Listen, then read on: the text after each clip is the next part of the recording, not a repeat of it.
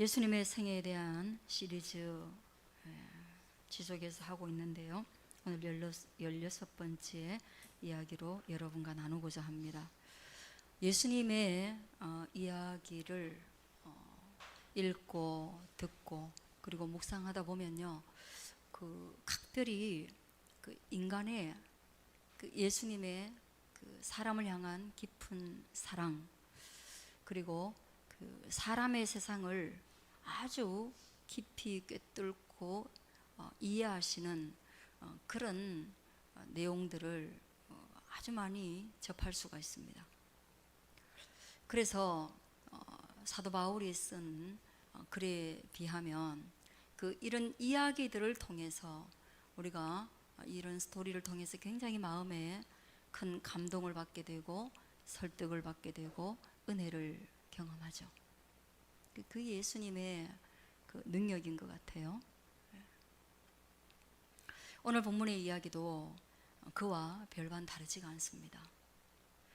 우리의 명절이 다 되어가서 이번 주에 추석을 맞는데, 오늘 성경 본문에 보니까 유대인의 명절에 예수님께서 예루살렘에 올라가신 이야기를 기록하고 있어요.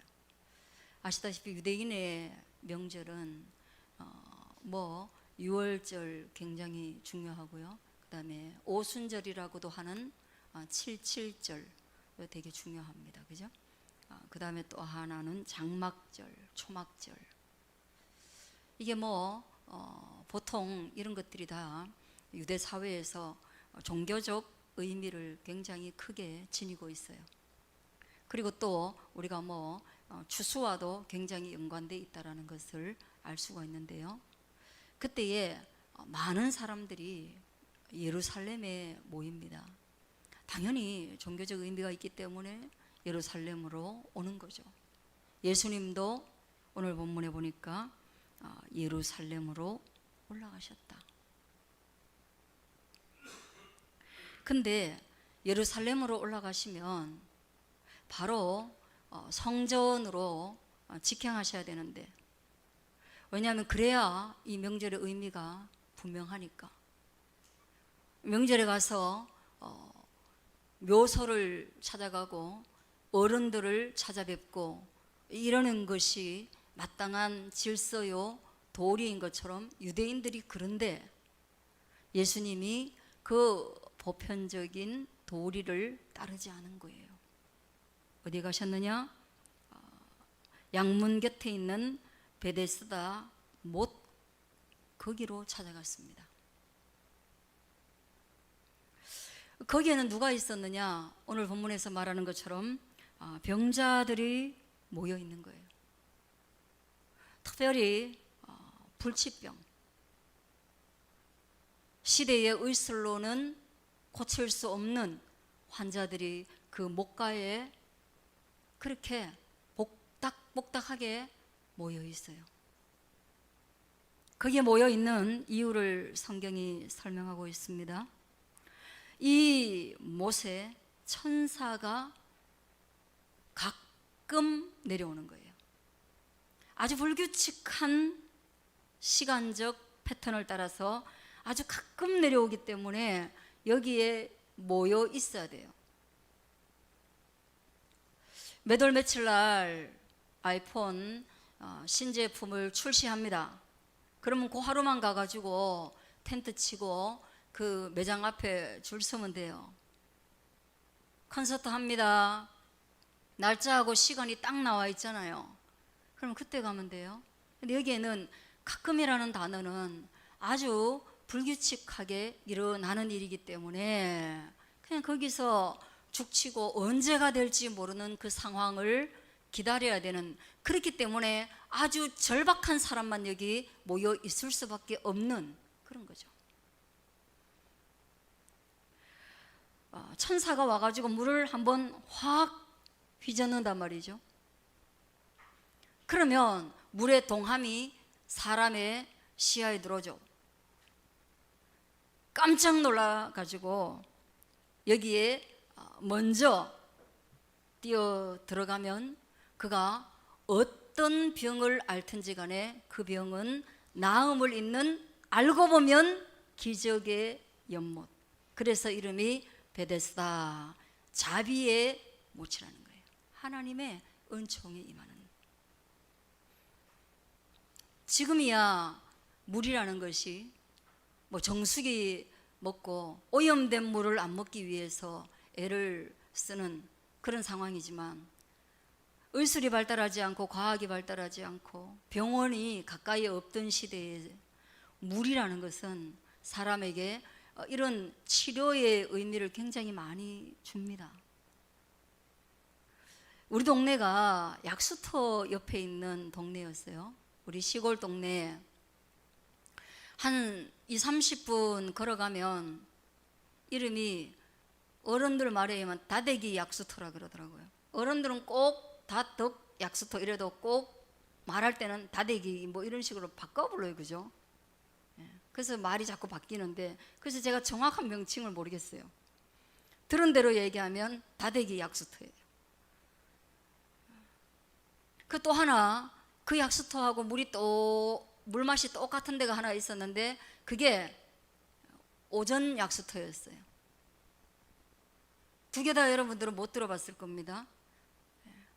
아픈 사람들은 들어봤을 수 있어요. 피부병이 잘 낫는다고도 하고, 그 물이 맛이 쎄해요. 지금 생각하니까 철분이 많이 포함돼 가지고 맛이 쎄하고, 밥을 지으면 그 철분 때문에 밥이 초록색이에요. 또 하나, 청송에 달기 약수터라고 또 똑같은 물맛이 있어서 이걸 어른들이 그 3대 약수터라 그래서 그 물 3군데 가서 먹으면 뭐가 낫는다, 이런 말이 있어요. 저는 한 바가지 떠먹어 보니까 너무 맛이 없어 갖고 못 먹겠더라고요. 그래서 저는 절박함이 없는 거죠. 그리고 안 아픈 거죠. 그런데 여름이 되면 이 약수터에 사람이 정말 많아요. 그래서 어느 날 제 추억 속에 이 물에 대한 추억이 있어요. 한 번은 동네 사람들이 다 다대기 약수터는 가까워서 갔는데 이제 오전 약수터를 가겠다는 거예요. 차량 이동 수단이 없으니까 우리 고종 사촌 중에 택시를 모는 분이 계셨는데, 그분 택시를 불러가지고, 그래가지고 몇 명이 타고 가냐면 14명이 타고 갔어요. 아주 생생해요. 저는 그때 그 승용차 탄 것도 오랜만에 탔지만 14명이 타도 저는 조금도 그냥 불편하지 않고 너무 그 차를 타본 게 너무 좋았던 거예요. 근데 앞자리에 제가 그 조수석 고개 안에 쪼그리고 앉아가지고 갔거든요. 근데 그 앉는 사람이 2사람이 앉았고, 그 밑에 제가 덩치가 작으니까 쪼그리고 앉아가지고 그 앞자리에 3명이 탔죠. 뒤에 9명이 탔다는 얘기예요.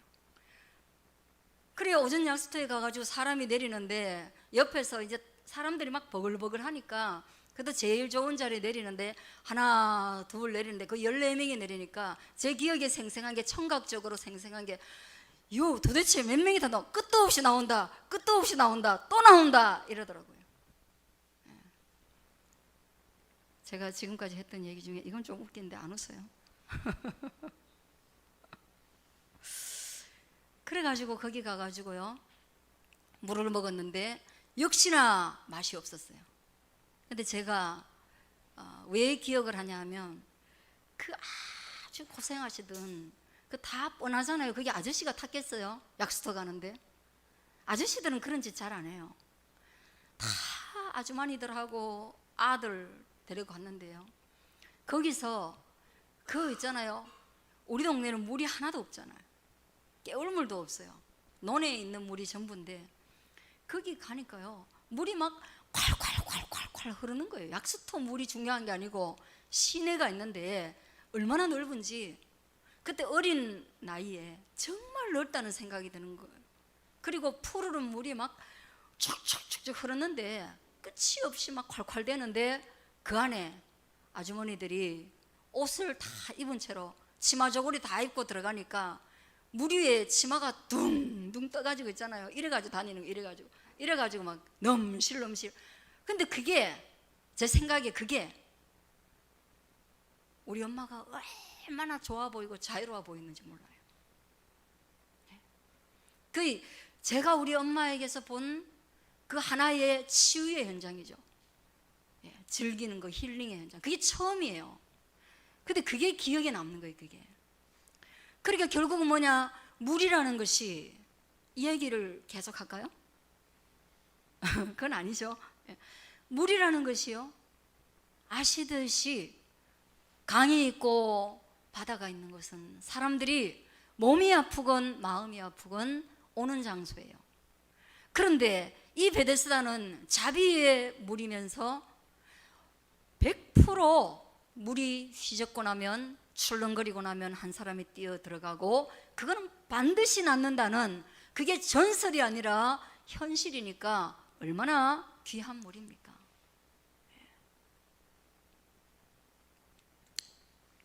그런데 이 사람도 38년이나 병을 앓았던 거죠. 그리고 거기에 누워 있던 거예요. 병도 여러 가지 각색인데 이 사람은 누워 있다라고 성경에 표현되어 있는 거 보니까 결국은 뭐예요? 이 사람은 치료에 관련된 경쟁력이 대단히 약한 사람이에요. 군대에서 선착순 하면 1등에서 5등 정도 이래 뽑아주면 그 뛸만 해요. 한번 5기를 내서 뛸만 합니다. 그죠? 학교 체육쌤도 그래 하죠. 저 나무 돌고 와, 1등에서 5등 이러면 걔들만 뽑히는 거예요. 그런데 1등만 이러면 뭐예요? 웬만하면 저 같은 사람 아예 안 뛰어요. 왜냐? 아예 1등은 못해요. 5등 정도 되면 두 번째, 세 번째 타이면 제가 뛰죠. 근데 이거 뛸 필요가 없어요. 1등만. 그런데 누워있어요. 가능성 없음에도 불구하고, 가능성 없는 걸 알지만, 그러나 신랄 같은 희망, 지푸라기라도 잡는 희망, 그래도 이거라도 보면 내가 나을 수 있겠다라는 기대치를 얻을 수 있기 때문에 여기 앉아있다는 건 명확한 사실입니다. 우리 그런 희망으로 살 때 많잖아요. 우리 그런 가치로 살 때 많잖아요. 우리 주변에 이런 사람이 굉장히 많잖아요. 안 될 것 알지만 그 자리를 떠날 수 없는 우리의 상황, 나에게는 기회가 오지 않을 걸 알지만 그러나 그것을 보는 것만으로 내게 동기가 유발되기 때문에 여기를 떠날 수는 없는 그런 진퇴양난의 상황. 그때 누가 나타나셨느냐? 예수님이 나타나신 거예요. 할렐루야. 예수님은 나타나심으로 우리에게 문제에 대한 해결책을 주시는데, 질문합니다. 같이 한번 이 빨간 글씨 읽어보겠습니다. 예수님의 말씀이에요. 시작. 내가 낫고자 하느냐? 예수님 대뜸 물으시는 거예요. 네가 낫고자 하느냐? 질문이 필요 없는 건데 알고 보면. 아니, 낫고자 해서 여기 와 있죠. 여기 와가지고 낫고자 하지 않은 사람 누가 있어요?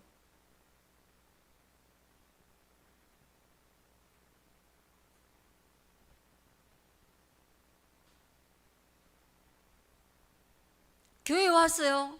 너 은혜 받고 싶나요? 아니, 은혜 당연히 받고 싶죠. 교회 왜 오겠어요? 은혜 받으러 오지. 예수님 만나러 오지. 그걸 말이라고 합니까? 학교에 가는 사람한테 너 공부 잘하고 싶냐? 아니, 그건 뭘 말이라고 해요. 내가 아침에 일찍 일어나가지고 듣기도 싫은 그런 수업을 들어가면서, 그 중에는 비호감의 선생님들이 절반 이상인데 공부 잘하고 싶어? 그 당연한 질문을 하십니까? 회사 가는데 너 돈 벌고 싶냐? 돈 안 벌고 싶으면 내가 여기 왜 와? 자존심 굽혀가면서 왜 와요? 상처 입어가면서. 베데스다 못은 그보다 훨씬 더 거기에 머무는 정확한 동기가 있는 곳인데 예수님이 네가 낫고자 하느냐 질문하신 거예요. 여러분, 모든 것이 분명함에도 불구하고 예수님이 우리에게 질문하실 때 그 의도가 있는 거죠. 우리로 하여금 다시 한번 생각하게 하는 것입니다. 여기에 내가 앉아있는 그 이유를 다시 한번 근본적으로 돌아볼 수 있는, 그리고 내가 답변할 때 그 답변이 의미하는 말을 다시 한번 새길 수 있는 기회를 주시는 거예요. 여러분 여기 교회 올 때 어쩌면 제가 그 질문을 하지 않으면 여러분은 오늘 그냥 습관을 따라 왔을지도 모르고 여기 와서 정말 내가 은혜 받으려고 하고 있는가? 라는 거 잊어버렸을 수도 있습니다. 학교 갈 때 여러분 내가 공부 잘하기를 원한다는 생각을 1년 365일 중에 몇 번 하겠습니까? 회사 가면서 내가 돈을 벌어야 되는 것은 분명한데 내가 왜 돈을 벌어야 되는가라는 그런 철학적 질문이나 본질적 질문을 하는 사람이 얼마나 되겠어요? 합니까? 안 하잖아요. 예수님 물으시는 거예요, 다시금. 그때 이 병자가 대답합니다.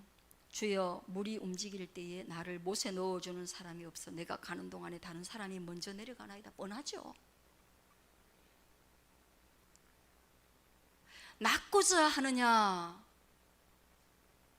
그렇게 질문하는데 예! 저는 낫고 싶어요 라면 얼마나 좋겠어요.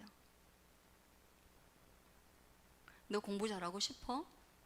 예, 공부 잘하고 싶지요. 너 건강하고 싶어? 그럼요, 저 건강하고 싶어요.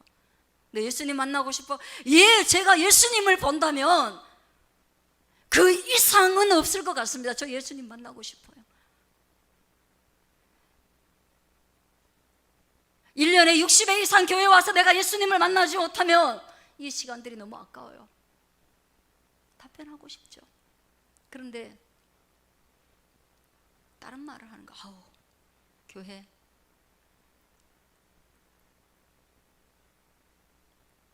우리는 뭐 설교가 은혜롭지 않고요, 찬양이 은혜롭지 않고, 학교 공부 잘하고 싶은데요, 우리 집에 가면 맨날 엄마가 TV 크게 켜놓고 공부할 분위기가 안 돼요. 또 이거 뭐 수학하고 영어는 가위 좀 붙여줬으면 좋겠는데 그게 안 돼요.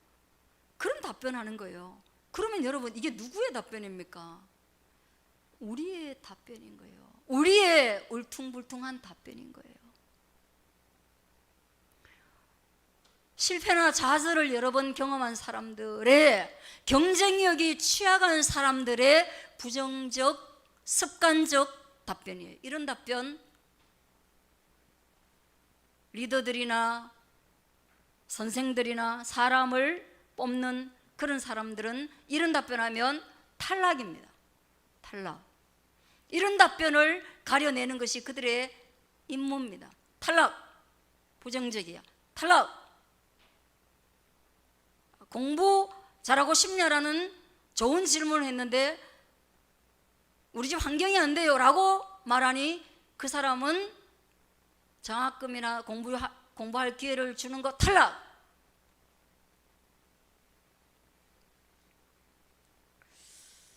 그래서 제가 단체 카톡에 제가 수아가 당근을 들고 있는 거를 제가 올려드렸죠, 그죠? 그 여러분들은 이 주일 아침에 이 당근이 웬 말이냐? 농막에 여러분이 알다시피 하찮은 농사를 짓고 있는 거죠. 그 하찮은 농사가 결실을 지금 먹고 있어요. 그래서 어저께 처음으로 당근을 뽑았는데 당근이요, 너무 울퉁불퉁해가지고 당근이 생강이 돼가고 있어요.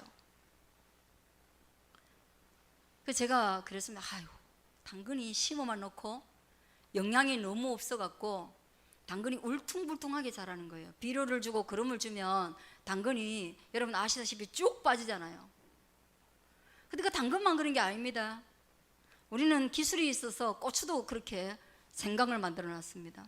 땅 아래도 생강, 고추도 생강처럼 울퉁불퉁 해갖고요, 찍어 먹을 수가 없어요. 오그려져 가지고 어디를 찍어야 될지를 모르겠어요. 된장을 찍어야 되는데 이렇게 생겨가지고 여기를 찍어서 깨물어 먹어야 될지 여기를 찍어서 깨물어 먹어야 될지. 그 왜 그래요? 네, 양분이 없어서 그래요. 거칠고 척박한 땅에 자라면 사람들이 그렇게 울퉁불퉁한 거예요. 근데 맛은 괜찮더라고요. 못생겨도 맛은 좋아. 그 말이 좀 맞긴 맞나? 하여간 그런 거 있어요.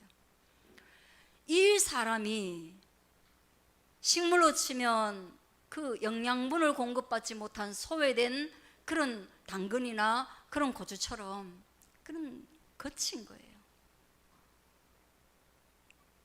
근데 예수님이 그의 손을 잡아주신 것이죠. 예수님이 명절에 예루살렘에 먼저 가지 않고 거기에 가신 것만으로도 예수님은 충분하시게 예수 그리스도의 사명의 본질을 우리에게 가르쳐 주시는데, 그 거칠고 부정적인 답변, 마치 고침을 얻고자 하는 마음이 없어 보이는 그런 울퉁불퉁한 소외된 답변 안에 예수님이 커트, 탈락 이렇게 하실 수 있는데, 그렇게 하시지 아니하시고 일어나 내 자리를 들고 걸어가라, 할렐루야, 그러면서 나음을 주신 예수님을 찬양합니다. 여러분, 이게 우리의 사실은 사명이에요. 네.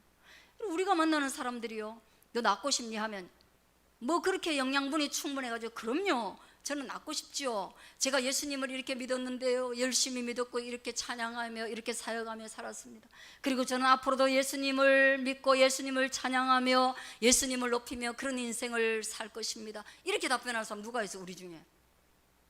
우리가 어떤 신자를 만나가지고 그런 답변을 얻겠어요? 그런 답변 얻는 사람을 만나려고 하는 그 자체가 문제예요. 교회가. 병든 자에게는 의원이 필요하고 병 없는 자에게는 의원이 필요 없는 거예요. 그런 훌륭한 사람을 왜? 그 몇 명 되겠어요, 교회 안에? 우리는 교회라는 것은 예수님처럼 이미 상처받고 연약하고 소외되고 그리고 혼자 힘으로 자리를 들고 일어날 수 없는 자들을 찾아가는, 그것이 바로 예수 그리스도를 따르는 제자, 곧 교회의 사명인 것을 믿습니다. 여러분, 푸른 꿈 위에 나무 지어가면서 당연히 그런 거 해야 되는 거예요. 하고 있는지 자주 고민을 해봐야 되는, 하나된 교회는 더더욱이 그런 곳입니다. 사회적 기업의 타이틀은 또 그런 것입니다. 이 땅에서 경쟁에서 이기는 자들을 위한 것이 아니라 그리스도 예수와 같이 경쟁에서 소외된 사람들을 향하여 찾아가서 너의 소망에 대해서 터치하고 다시금 일어날 수 있는 기력을 한번 공급하고 그리고 난 뒤에 털고 일어날 수 있도록 하는, 그것이 어쩌면 저와 여러분의 사명이다, 이것을 깨달을 수 있게 되어지기를 바랍니다. 여러분, 그런 경쟁이에요.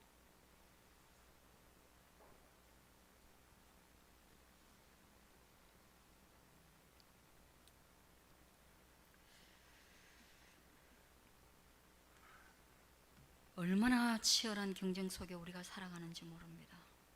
그리고 그 아무도 자기를 도와주지 않는 그런 척박한, 정말로 자비가 있는 곳은 사람이 가기만 하면 피바다를 만드는 그런 세상에 살고 있는 것입니다.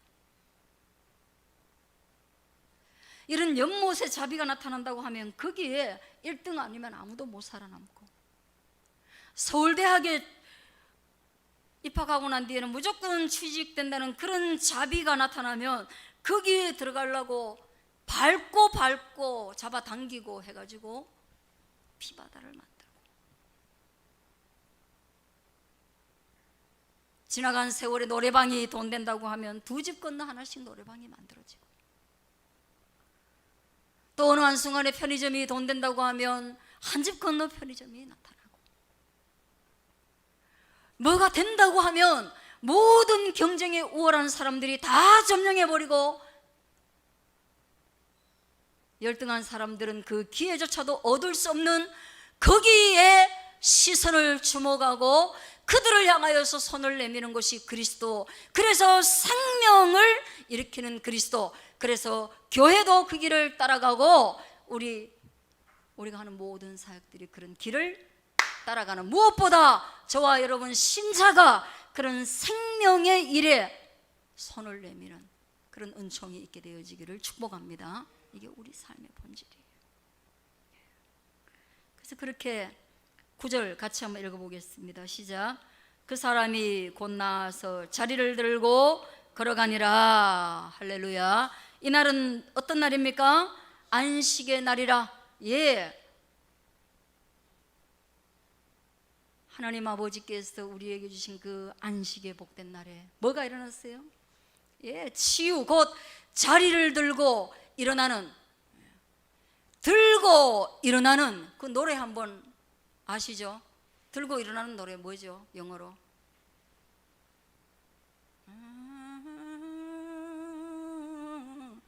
예, 그 들고 일어나는 노래죠. 데모하라고 하는 거예요? 아니죠. 이거예요. 너 들고 일어나라. 주먹으로 들고 일어나는 것이 아니고, 목소리로 들고 일어나는 것이 아니라 무엇으로? 예수 그리스도께서 주시는 그 새로운 생명으로 일어나라. 그것이 바로 주일에 나타난 부활이다. 할렐루야. 예, 그게 부활이에요. 부활.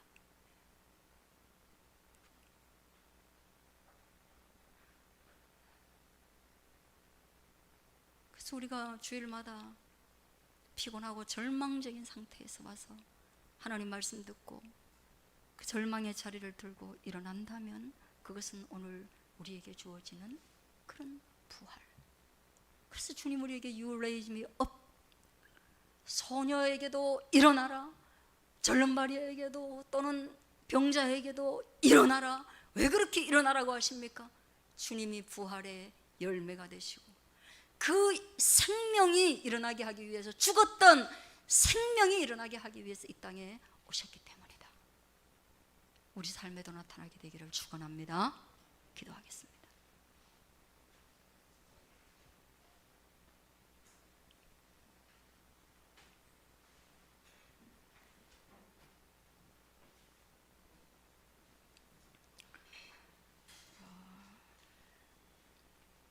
여러분, 우리 앉아 있는데요, 설마 저와 여러분 중에 38년이나 앉아 있는 사람이 있을까 모르겠어요.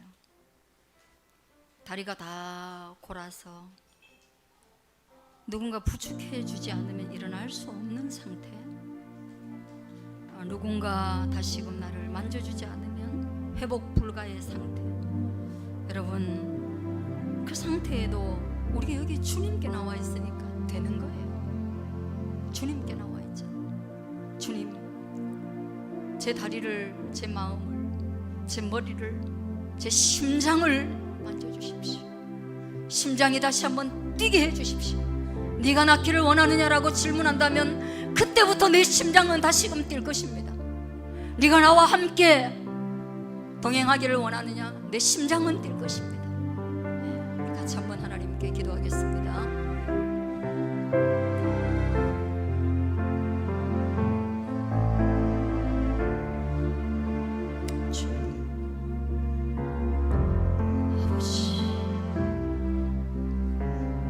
아버지, 주님, 낫기를 원합니다. 그러나 우리를 도울 자가 없습니다. 주님이 말씀하여 주십시오. 일어나라. 주여, 그 말씀 듣는 이 거룩한 안식일, 이 거룩한 주일, 부활을 경험하는 이 날이 되게